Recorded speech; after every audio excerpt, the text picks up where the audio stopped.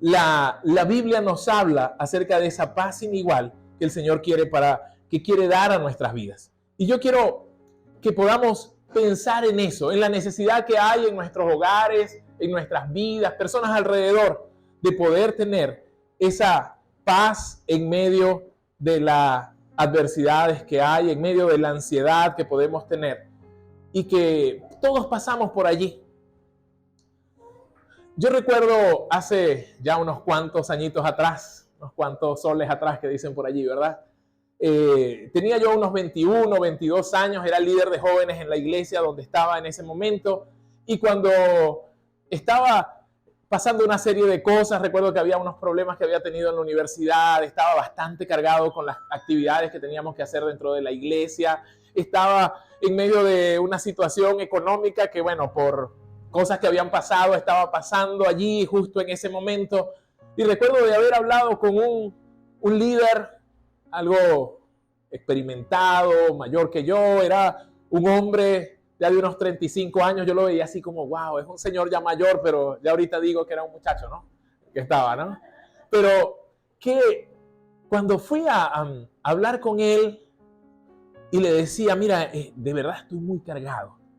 Y a mí me pasaba algo, yo no sé si a alguno llega a suceder algo así, pero cuando me siento muy, muy cargado, es como que en medio de no poder dormir me despierto y tengo como un ruido que rodea allí mi mente. Es la ansiedad de tanto pensar y pensar en las cosas que están sucediendo.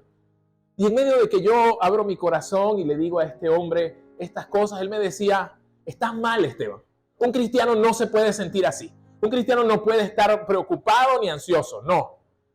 La Biblia dice, me sacó la Biblia, ¿verdad? La Biblia dice, allí en Filipenses, que debemos regocijados en el Señor siempre, y otra vez les digo, regocíjense.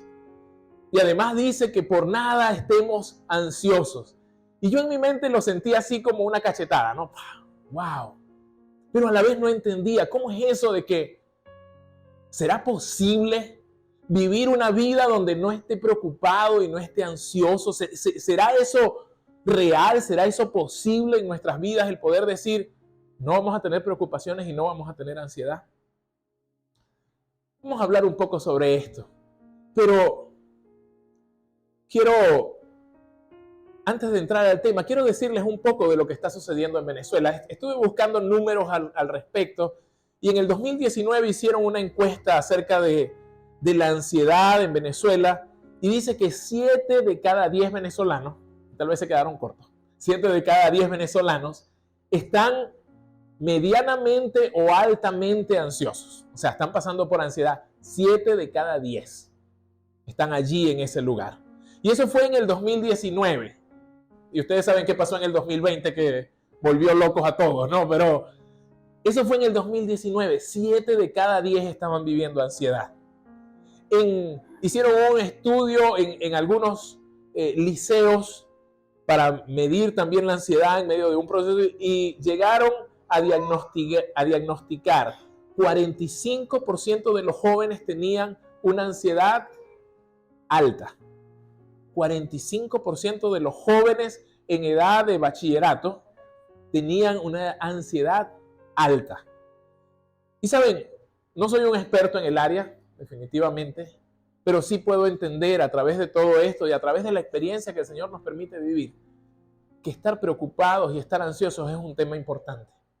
Es un tema que importa, es un tema necesario a veces de tratar. Y que seguramente muchos de nosotros los estamos viviendo. El año pasado, el 2023, otro número que encontré, fue que en los primeros 3 meses del año, enero, febrero y marzo, 23,000 personas en Venezuela intentaron suicidarse. Me pareció un número gigantesco, pero muchos eran intentos de suicidio, pero algunos sí llegaron a concretarse. Pero 23,000 personas, wow, es muchísimo. Y otra cosa que estaban, no sé si era el presidente del colegio de psicólogos o la parte de psiquiatría, pero decía que había aumentado en Venezuela 435% la visita a consejeros, psicólogos, psiquiatras. Hay la necesidad de tratar esto, porque realmente estamos cargados, estamos viviendo situaciones difíciles. Y podemos pensar que esto, bueno, es Venezuela por la situación de crisis que está viviendo, la gente que vive afuera, no, ellos viven en... No, no. Yo creo que en muchos lugares es aún peor. Los niveles de suicidio más altos de nuestro continente, si no me equivoco, son en Uruguay, que es un país bastante desarrollado relativamente. Y en el mundo, los más altos son los de Japón, siendo un país altamente desarrollado y con grandes ingresos per cápita. O sea, no tiene que ver con esas cosas, tiene que ver con que es necesario y está afectando nuestras vidas y nuestro espíritu. Y por eso es tan importante que podamos vivir con, aprender a tratar la ansiedad en nuestras vidas. Y la Biblia nos habla al respecto. Porque no es que no podamos pasar por ansiedad. Miren, la mayoría de nosotros tienen momentos de ansiedad. Lo que pasa es que hay personas que como que se casaron con la ansiedad, ¿no? Entonces viven con ella 24/7. Todos los días, a toda hora, están allí de la mano con la ansiedad. ¿Con quién andas? Con ansiedad, que la tengo al lado. Y así muchas personas andan de esa forma. Pero, ¿saben? Y cuando esto ocurre, porque yo creo que todos tenemos cerca a una persona ansiosa. ¿No les ha pasado que a veces esa persona que nos escribe de pronto y cuando, ay, ya me está escribiendo, ahora con qué viene, ¿no?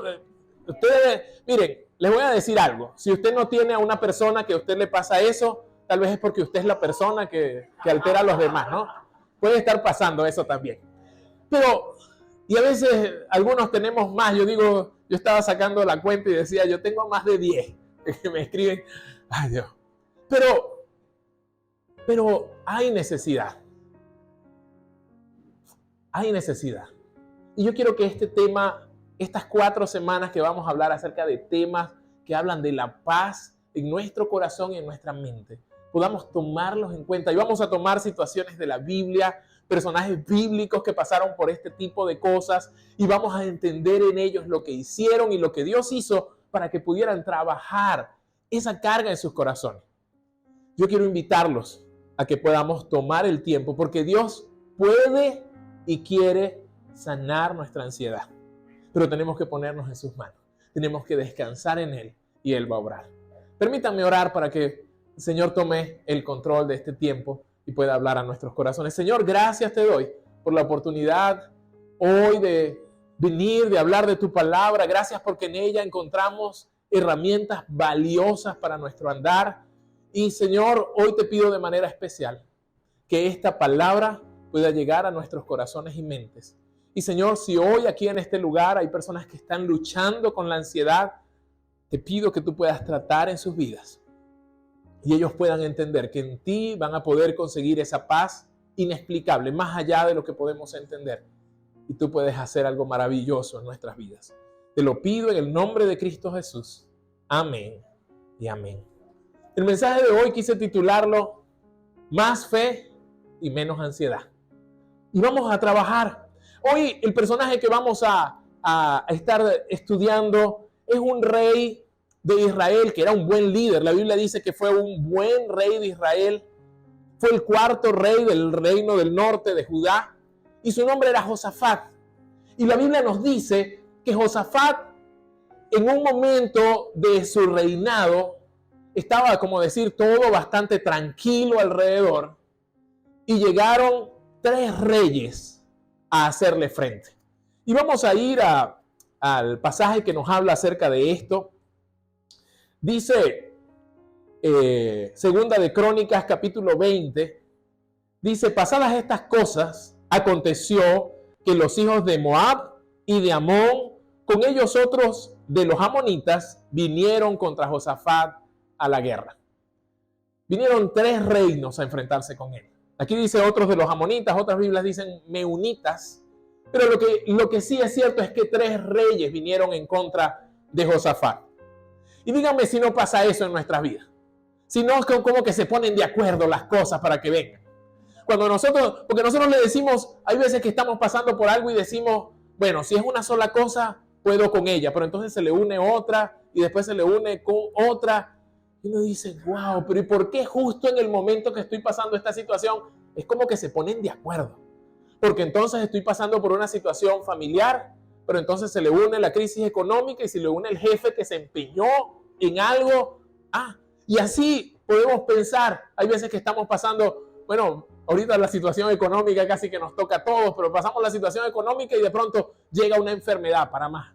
Ay, no, pero entonces, como dice el dicho, ¿no? Eran muchos y parió la abuela. Así sucede con las situaciones en nuestro alrededor. Pero vamos a hablar un poquito de eso después.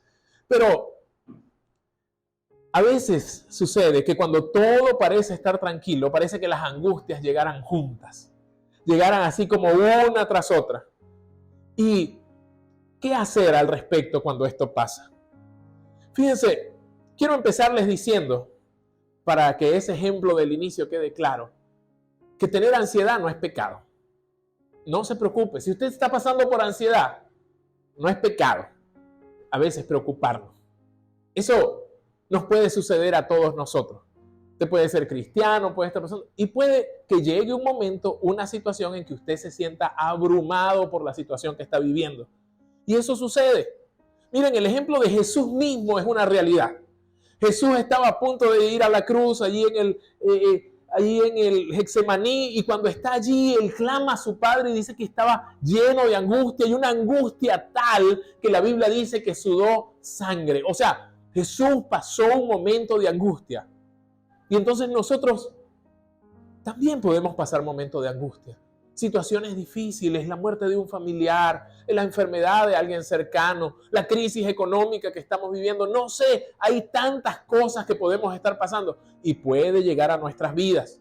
¿Saben? La ansiedad no es un pecado, es un síntoma de algo que está ocurriendo. Mi esposo es un ejemplo que a mí me encanta, que es la luz en el tablero del carro. Usted ve el prender la luz en el tablero del carro y usted no dice, ay, se dañó ese pedazo de luz y ahora está prendiendo. No, la luz no es el problema. El problema es algo que está ocurriendo en el carro que hace que prenda la luz. Entonces, la ansiedad no es en sí el pecado ni el problema. La cosa es que nos está mostrando algo, está siendo un símbolo de algo que está ocurriendo y que tenemos que trabajar. Y lo primero que nos va a mostrar eso, vamos a ir a ver en la historia de Josafat. Dice que algunos fueron y le dieron la noticia a Josafat, y el versículo 3 dice, entonces él tuvo temor. Josafat tuvo temor. Hay unas versiones que dicen, se aterrorizó. Llegó al punto de sentir miedo. Se unieron los ejércitos en su contra y él tuvo miedo. Y el miedo es aquello que alimenta nuestra ansiedad. El miedo va haciendo que se creen también otros miedos, porque la ansiedad va creciendo y nuestra mente va pasando, ay, ¿qué va a pasar ahora? Y voy a poder contra estos tres ejércitos. Y si vienen y se unen los tres, y si se une un cuarto, porque así trabaja nuestra mente. Empezamos a ver y a darle y vamos llenando de miedo. Y el miedo va alimentando la ansiedad que va creciendo. Pero ¿qué hizo Josafat? Josafat dice, tuvo temor, y Josafat se humilló su rostro para consultar a Jehová y hizo pregonar ayuno a todo Judá. Él entendió que para confrontar la ansiedad, lo primero que tenía que hacer era buscar a Dios. Me llamó la atención, estaba investigando del tema, y una doctora cristiana se llama Caroline Leaf. Ella es una neurocientífico y escribió un libro que se llama Enciende tu cerebro. Y ella realizó una investigación donde encontró que si pasamos 12 minutos diarios concentrados en la oración por 8 semanas, ella veía en esos escáneres especializados allí del cerebro, veía que ya habían cambios en el cerebro. Cuando la gente pasaba 12 minutos diarios en oración por más de 8 semanas, ya empezaban a ocurrir cambios en el cerebro. ¿Por qué? Porque la manera de pensar actúa distinta y empiezan a surgir, bueno, todos esos neurotransmisores y químicos y contactos en nuestras neuronas distintas. El Dios que creó nuestro cerebro sabe lo que es mejor para nosotros. Y lo mejor para nosotros es poder pasar un momento en calma y realmente poner nuestros pensamientos en orden y presentarlos delante de Dios como una oración que aquí ella hablaba acerca de una oración concentrada. Y entonces ella concluía y decía que no solo la oración nos alinea al corazón de Dios, sino que cambia la química de nuestro cerebro. A mí me encantó la conclusión a la que llegó. Porque el Dios que conoce, que creó nuestra mente, sabe qué es lo mejor para nosotros. Y Josafat lo está poniendo en práctica. Y algo interesante también, sé que estoy hablando un poquito de esa parte científica, sé que no soy experto en esta materia, pero me ha llamado mucho la atención. Dice que en estos últimos 30 años, a partir del año, sobre todo a partir del año 85, ya serían casi 40 años, han llegado a la conclusión que el cerebro puede cambiar. Antes se decía que el cerebro como nacía, como se formaba en ese tiempo, ya, no había ningún cambio luego. Pero luego intuyeron un cambio que llamaron neuroplasticidad, que hablaba de esa forma de renovar la manera de pensar. Y a mí me encanta que el Señor ya lo había dicho en la Escritura. Renueva tu mente en Él. Cuando nosotros nos relacionamos con Dios, Él llega y renueva nuestra mente. Tenemos que renovar nuestra manera de pensar y cambiar la manera en que lo hacemos. Dios diseñó nuestro cerebro, Dios diseñó la forma en que trabaja, en cómo son las conexiones y los químicos, y Él sabe qué es lo mejor para nosotros, Él sabe qué es lo mejor para ti, qué es lo mejor para cada uno de ustedes. Entonces, ¿qué tenemos que hacer? Renovar nuestra mente, pensar en Él, concentrarnos en eso que Dios quiere que pensemos, y la oración es un punto básico en el que tenemos que trabajar. Y en medio de esa creación maravillosa que es el cerebro, quiero decirle una cosa más. Creo que es de las últimas que voy a hablar así de detalles del cerebro, pero me llamó muchísimo la atención. Y es que en el centro de nuestro cerebro hay una estructura pequeñita. Se llama la amígdala. Y la amígdala es una estructura que nos permite como generar las emociones que tenemos, las más básicas de nuestras emociones. Entonces, esa amígdala nos lleva a tener temor cuando algo ocurre. Es algo que Dios creó para nosotros, lo tienen todos los seres vivos con la finalidad de protegernos. Es decir, aquel venadito que está en el campo, en el monte, ¿verdad? Está allí, y entonces suena una ramita a un lado y él de una vez se pone alerta. Él no va a pensar, ese debe ser un venadito amigo que viene aquí a verme. No, él va a pensar, es un león gigantesco que viene a devorarme. Pero ¿saben qué pasa? Que lo mismo ocurre con nosotros. Y esa amígdala hace como incrementa la forma en que percibimos los miedos y los temores. ¿Y saben qué hacemos nosotros? Muchas veces la alimentamos en cierta forma. Porque no únicamente agarramos y decimos, hey, esto no es lógico. Simplemente es así como los niños en la noche, bueno, algunos adultos también, que ven una sombrita moverse así y ya empiezan a pensar y tal, eso debe ser un fantasma, un muerto, no sé, un ladrón o bueno, ahorita nada, los adultos nada más pensamos en las cucarachas voladoras, es lo que le tenemos así temor. Pero a lo mejor usted piensa en alguna cosa terrible que va a pasar. Y esa es nuestra amígdala, allí haciendo y generando un boom. Y si nosotros la alimentamos cada vez, todo se va haciendo peor. Porque ese temor alimenta nuestra ansiedad y la ansiedad alimenta el temor y el temor alimenta la ansiedad y seguimos en un ciclo en el cual usted va a terminar totalmente allí preso de esto, que es doloroso. Miren, he conocido personas pasando por crisis de pánico ante estas situaciones, personas que llegan al punto en que no pueden respirar y piensan, wow, no sé qué me está pasando, es otra cosa, y realmente simplemente es la ansiedad que está llenando sus vidas. Es la enfermedad de hoy. Muchos dicen, a mí me da risa porque hay veces que yo pienso que no quieren dar diagnósticos y estudiar más y dicen, eso es estrés. Y tal vez es cierto, muchas enfermedades dan el estrés, pero hay tanto allí que nosotros tenemos que trabajar. Y en la Biblia me encanta que la palabra que se usa y que muchas veces es traducida como ansiedad es la palabra merignao. Y es una palabra que tiene dos partes. Una de ellas habla de mente y de dividida. O sea, mente separada. Y es lo que ocurre cuando hay ansiedad y hay preocupación. Es que nuestra mente puede ser que esté aquí, pero nuestros pensamientos están en el futuro. Allí buscando en el futuro. ¿Y qué pasaría si? ¿Y cómo va a ser esto? ¿Y cómo lo otro? Y empezamos nuestra mente a enfocarnos allá y en cómo voy a resolver esto. Ni siquiera ha ocurrido, ni siquiera ha llegado, ni siquiera se ha acercado. pero ya mi mente está totalmente estresada. ¿Y cómo voy a hacer cuando mis hijos lleguen a la universidad y el hijo está en kinder? Pero ya está con el estrés del futuro, mirando hacia allá y pensando que todo, y tienen esos pensamientos catastróficos, todo es malo, todo va a pasar y va a pasar terrible. Entonces, ¿qué tenemos que hacer?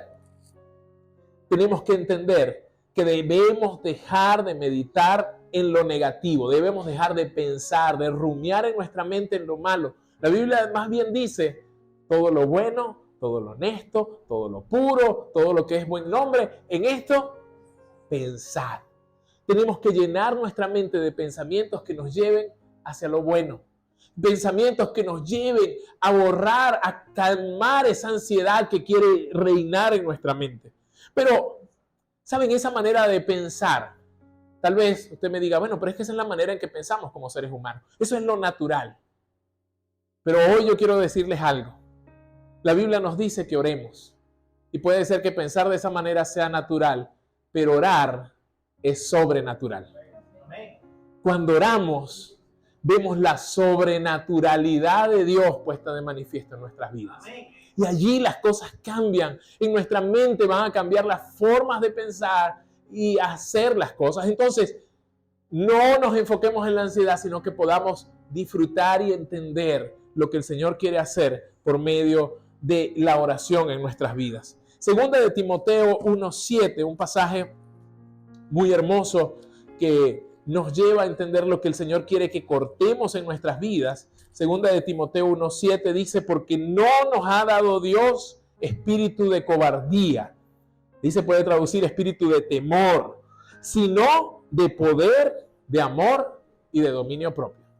En Dios no tenemos que tener ese espíritu de temor gobernando nuestras vidas. Hay veces que puede pasar. Yo no digo que no tenga momentos en que pueda sentirse preocupado por una situación, pero no lo deje que gobierne. Corte ese ciclo natural de pensamiento, de temor, de miedo y volver a lo mismo. Córtelo por medio de la oración y de pensar en lo que Dios tiene para su vida, porque Él no le ha dado un espíritu de temor. Él le ha dado un espíritu de poder, de amor y de dominio propio. Entonces recuerda lo siguiente.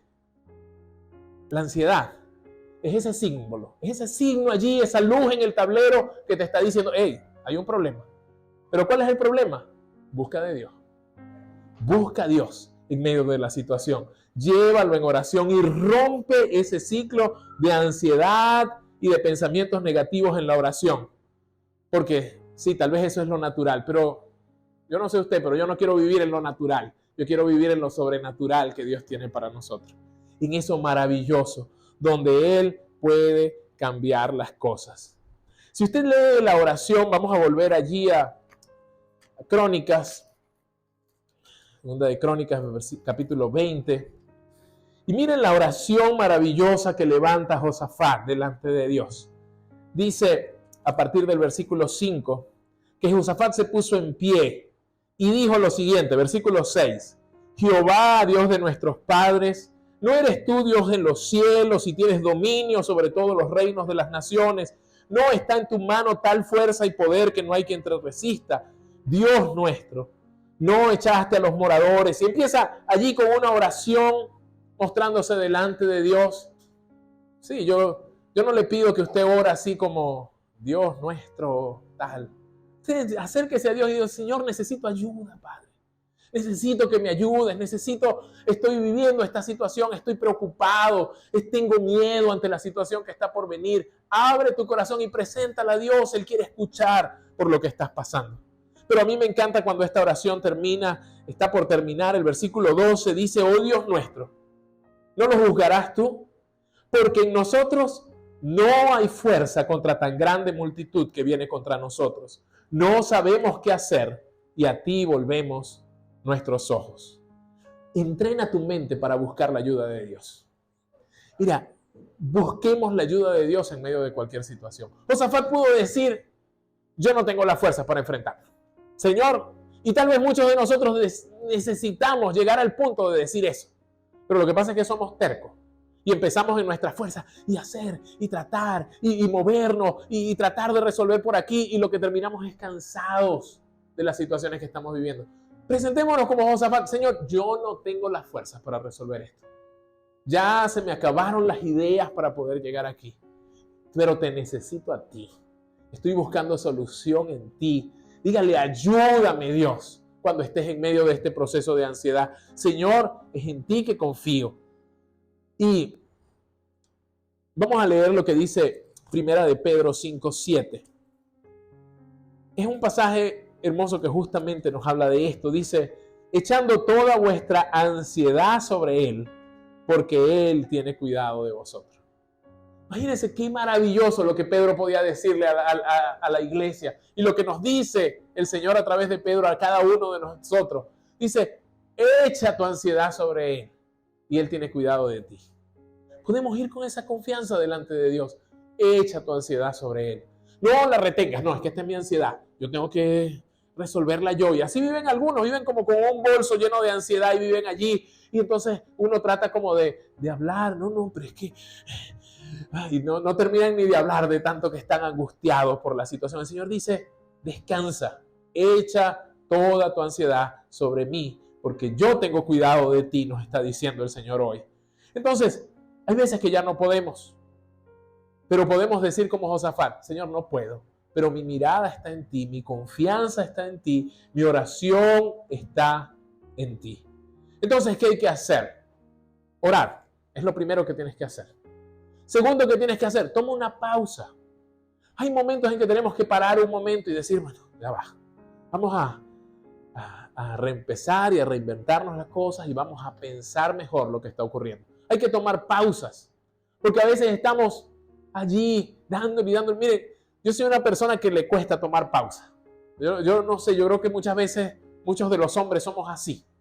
De que yo recuerdo cuando, qué sé yo, estamos resolviendo algo, mi esposa y yo, y estamos anotando, bueno, ¿qué vamos a hacer? Entonces, cuando me dice, bueno, hay que llamar a tal persona, y ya yo salgo corriendo a llamarla, y ella me dice, pero ya va, vamos a terminar de planificar y vamos a terminar de pensar, y después llama.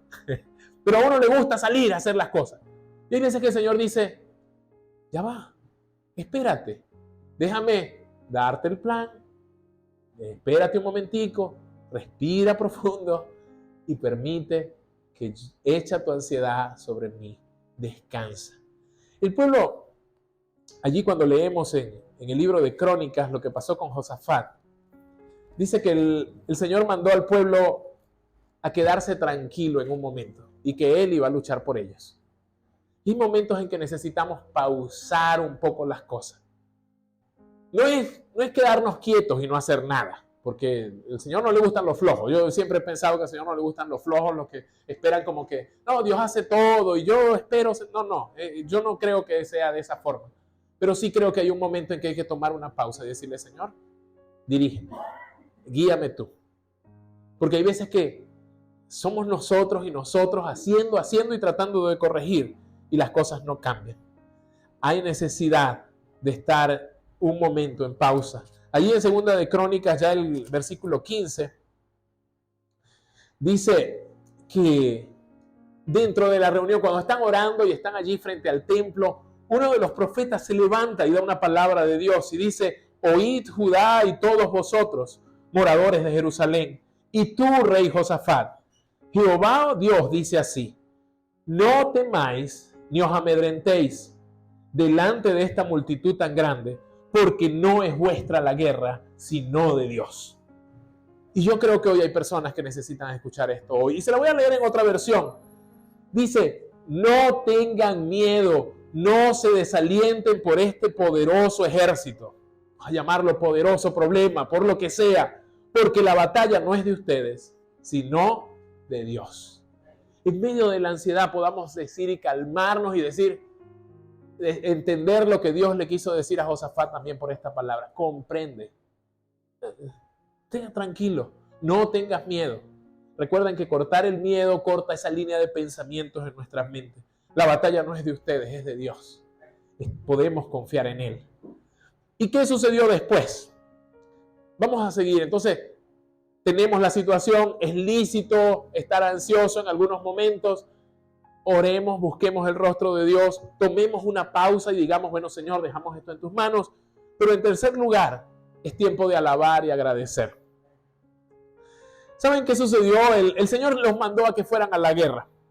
Y el rey Josafat dijo lo siguiente, dice versículo 21, y habido consejo con el pueblo, puso algunos que cantasen y alabasen a Jehová vestidos de ornamento sagrado mientras salía la gente armada, y que dijesen, glorificad a Jehová, porque su misericordia es para siempre. Le quiero decir qué sucedió aquí, porque es muy interesante.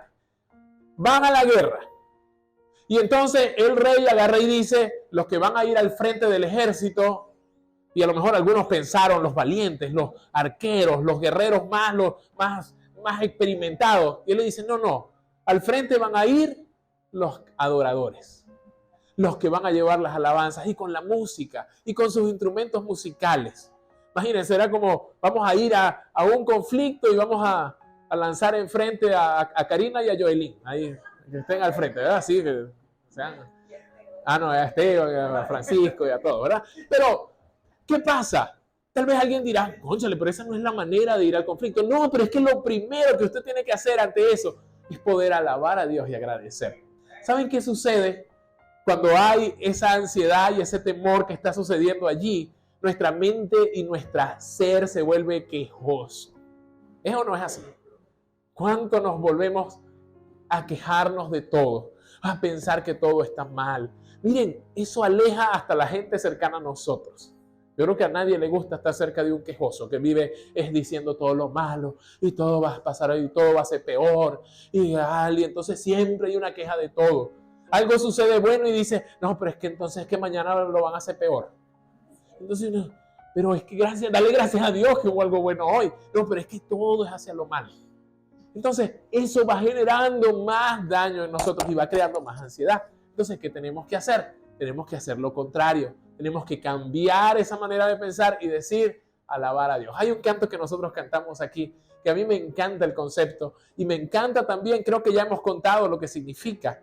Ese canto que dice que aunque no podamos ver, Dios está obrando. Y saben que la persona que escribió ese canto estaba enferma, estaba padeciendo un cáncer, si no me equivoco, y estaba allí en medio de esa situación y nada mejoraba.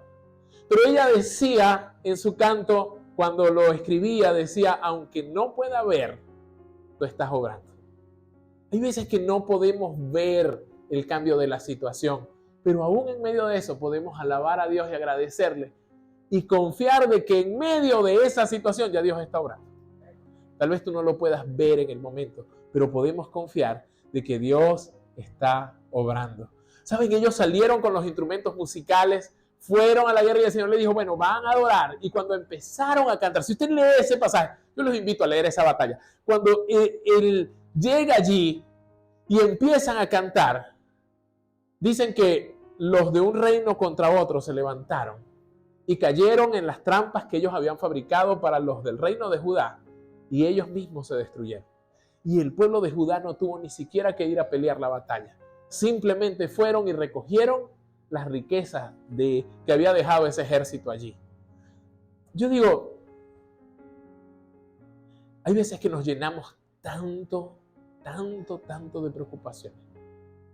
Algunos indican que el 90% de las cosas que nos preocupan nunca ocurren. Pero nosotros estamos atados en nuestra mente a estarnos preocupando. Miren, por eso se sube la tensión. Cálmese. Y hay veces eso que estamos pensando y dicen que de ese 10% que sí ocurre, el 90% de ese 10% no podemos hacer nada al respecto. Nada de lo que usted haga antes iba a evitar que eso sucediera. Entonces, en un 99% de los pensamientos y preocupaciones que usted tiene no sirven para nada. Y seguimos en ese ciclo. Y nos estamos destruyendo de esa forma. La sociedad se está destruyendo. Miren, nuestra juventud está pasando momentos de ansiedad fuerte. Todo a su alrededor les está cargando, les llena de temor, los confronta. Y hay muchas veces que sucede. Yo sé, y en medio de nuestra nación que tal vez ven el futuro y dicen, ¿y qué voy a hacer? ¿Y qué voy a estudiar? ¿Y qué voy a trabajar? ¿Y a dónde me voy a ir? ¿Y será que me voy o me quedo? ¿Qué sé yo? Que tantas cosas pueden pasar por nuestra mente. Calma, busca a Dios y agradécele aun cuando en este momento no haya mayor cosa por qué agradecerle. Alaba a Dios de una manera especial. Quiero terminar la historia porque es que es maravillosa. Ustedes leen esta historia y se sorprenderán. ¿Saben? Cuando termina esto, termina la batalla. Eso que había preocupado al rey, que lo había llenado de temor, ahora le da una gran victoria. Y ese valle donde ocurrió, ellos fueron a buscar las cosas. En la Biblia normalmente los valles se asocian con lugares más bien oscuros, lugares donde ocurrieron cosas negativas. Aquel Salmo 23 donde dice valle de sombra y de muerte, ¿verdad? Nos habla de eso. Pero ¿saben cómo terminó llamándose el valle donde eso ocurrió? Se terminó llamando el valle de la bendición. Tal vez donde está la ansiedad y el temor que tienes, tú lo vas a poder terminar llamando valle de bendición. Si lo pones en las manos de Dios y simplemente le agradeces. Eso que tal vez hoy pueda estar llenando tu mente de temor y de desesperanza, si tú lo pones en las manos de Dios, tal vez lo vas a poder terminar llamando al final de ese ciclo el valle de bendición, donde vi a Dios y Dios obró y Dios me dio la victoria. Eso puede ocurrir, pero vamos a confiar en Él. Lo otro que nos permite ver este pasaje, y está en el último versículo de este capítulo, en el versículo 30 de este capítulo 20, dice, y el reino de Josafat tuvo paz, porque su Dios le dio paz por todas partes. Josafat y su reino tuvieron paz y tuvieron descanso porque Dios es el que dio la paz. Tú puedes llegar a tener esa paz inexplicable. No una paz que tal vez no va a pasar por circunstancias o como dije durante la dirección, que no va a pasar por las tormentas. Sí podemos llegar a pasar por ellas, pero quiero decirte algo. El Señor puede traer una paz sin igual a tu vida y a tu hogar si tú permites que Él pueda tomar la batuta y pueda alinear tus pensamientos con los de Él. El Señor quiere obrar.